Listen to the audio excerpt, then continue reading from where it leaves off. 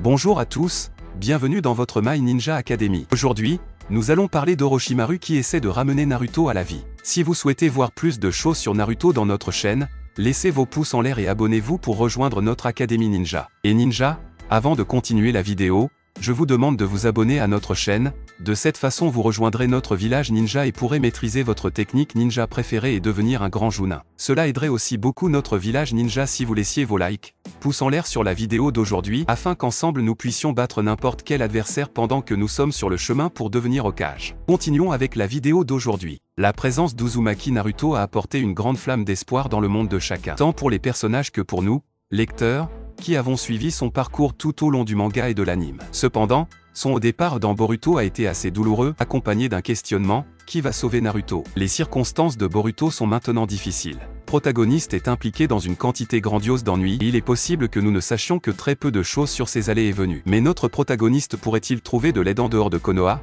auprès d'un ancien ennemi du village? Voyons comment Boruto pourrait retrouver Orochimaru et comment, grâce à leurs efforts, ils pourraient tous deux tenter de ramener le Hokage de la dimension d'où il a été envoyé. Naruto Uzumaki est un personnage emblématique que tous les fans d'anime connaissent bien. Dans le monde de l'anime et du manga shonen, il va sans dire que Naruto est l'un des personnages les plus aimés avec Goku et Monkey D. et Luffy. Naruto est le protagoniste de sa propre histoire écrite et illustrée par Masashi Kishimoto, intitulée Naruto. Dans son histoire, Naruto a pour objectif de devenir le plus grand Hokage et d'être reconnu par tous. Malgré une vie pleine d'épreuves, Naruto surmonte tous les obstacles qui se dressent sur sa route et finit par sauver le monde de la destruction lors de la 4e grande guerre ninja. Ce faisant, Naruto sauve également son meilleur ami, Sasuke Uchiha, des ténèbres, et son histoire est donc un succès. Les fans du monde entier adorent Naruto Uzumaki et lorsque la suite de l'histoire, Boruto, a causé sa mort, les fans étaient à juste titre inquiets. Finalement, après des années, Boruto a enfin révélé ce qui est exactement arrivé au 7e Hokage et s'il est vraiment mort ou non. Dans le prologue de Boruto,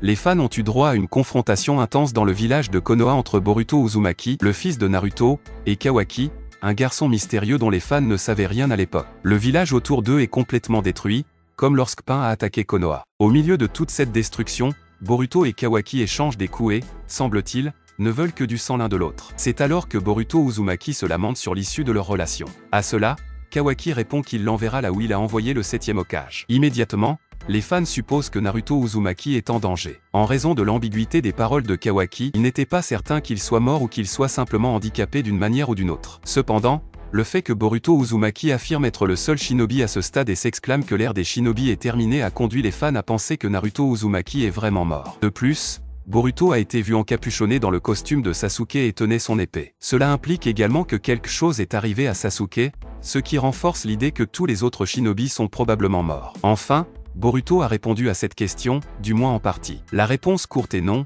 Naruto Uzumaki n'est pas mort. Dans le chapitre précédent de Boruto, les fans ont enfin vu ce qui lui est réellement arrivé, ainsi qu'à sa femme, ce qui est assez intéressant. Comme les fans le savent déjà, Naruto a adopté Kawaki et l'a appelé son propre fils. Il l'a sauvé de l'Ishiki et lui a donné une nouvelle vie. Tout cela a fait que Kawaki l'idolâtre, et pour le sauver, est prêt à faire n'importe quoi. Réalisant que Naruto a perdu les pouvoirs de Kurama et qu'il est maintenant très affaibli, il ne veut pas qu'il soit blessé par des gens comme Otsutsuki. Kawaki a fait la promesse d'éradiquer tous les Otsutsuki de sa tige et de les détruire pour protéger tous ceux qu'il aime. Bien qu'il aime tous les membres de sa famille, il s'avère que son propre frère, Boruto, est actuellement possédé par un Otsutsuki.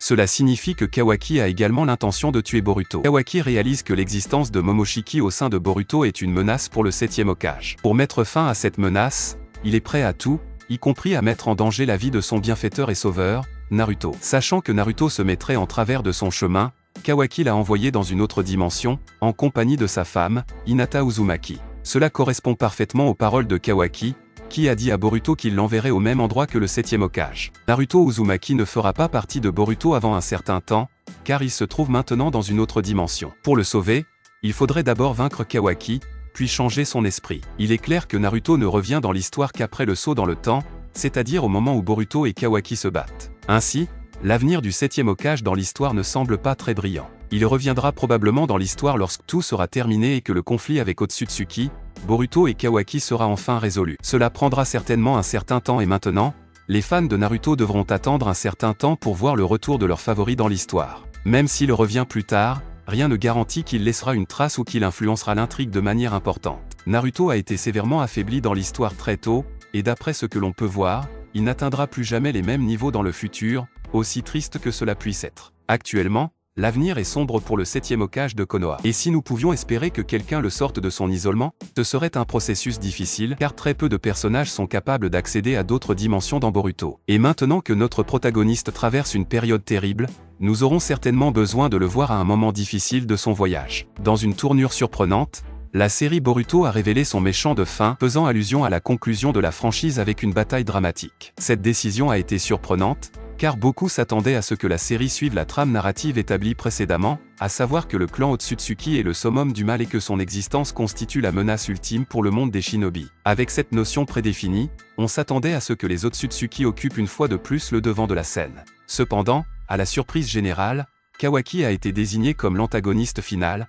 et une bataille cataclysmique était attendue. Le caractère détestable de Kawaki s'est lentement dissipé au cours de la série, ce qui rend cette révélation surprenante d'autant plus louable. Bien que Boruto n'ait jamais été aussi bien accueilli par la critique que son prédécesseur, il a peut-être maintenant la possibilité de se racheter, mais aussi de racheter la fin de Shippuden. La fin controversée de Naruto en a déçu plus d'un, et les fans font désormais confiance à la série Boruto pour redresser la barre. Bien qu'il ait déjà été suggéré que Kawaki pourrait devenir un antagoniste dans un flash-forward au début de la série, les événements qui ont précédé ce résultat ont été une surprise, car la prémisse semblait aller dans une direction complètement différente. Une direction où Kawaki serait loyal à Boruto. De plus, l'accent mis par la série sur le clan Otsutsuki a donné lieu à des spéculations selon lesquelles le méchant de la fin du jeu serait certainement l'un des Otsutsuki, ce qui rend la révélation de Kawaki encore plus choquante. Kawaki étant à l'origine celui de Kara, la possibilité qu'il devienne un antagoniste était déjà très élevée, mais au fil de la série, sa haine et son dédain pour le système shinobi se sont dissipés. Naruto, en tant que figure paternelle,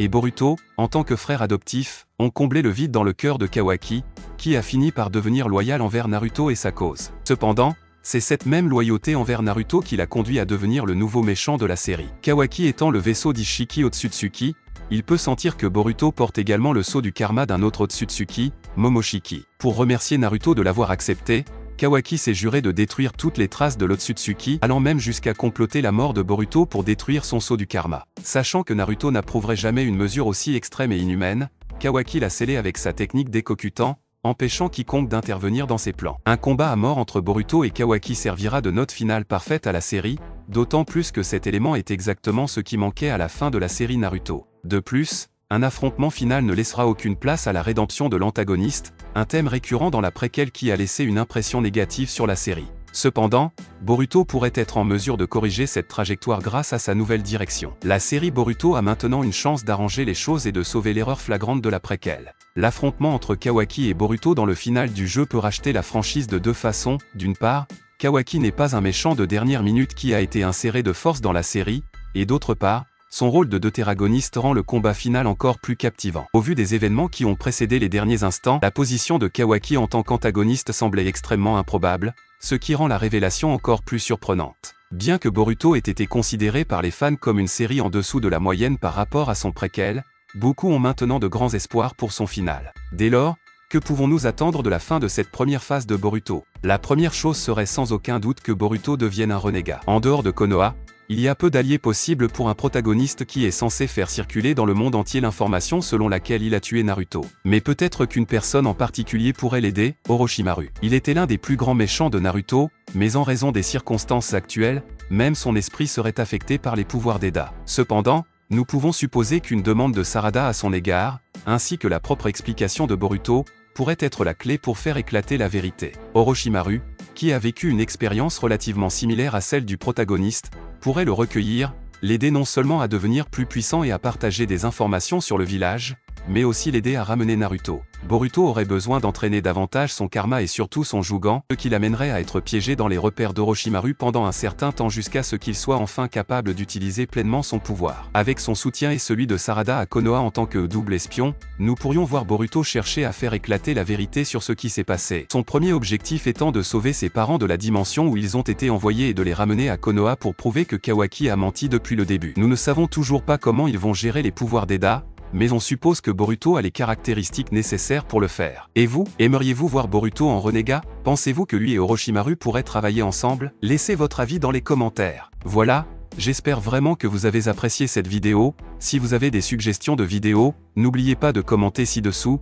car je les lirai toutes comme je le fais toujours. N'oubliez pas non plus de laisser un like si vous avez aimé la vidéo et n'oubliez pas de vous abonner et de sonner la cloche pour ne pas manquer le contenu de votre Ninja Academy préféré.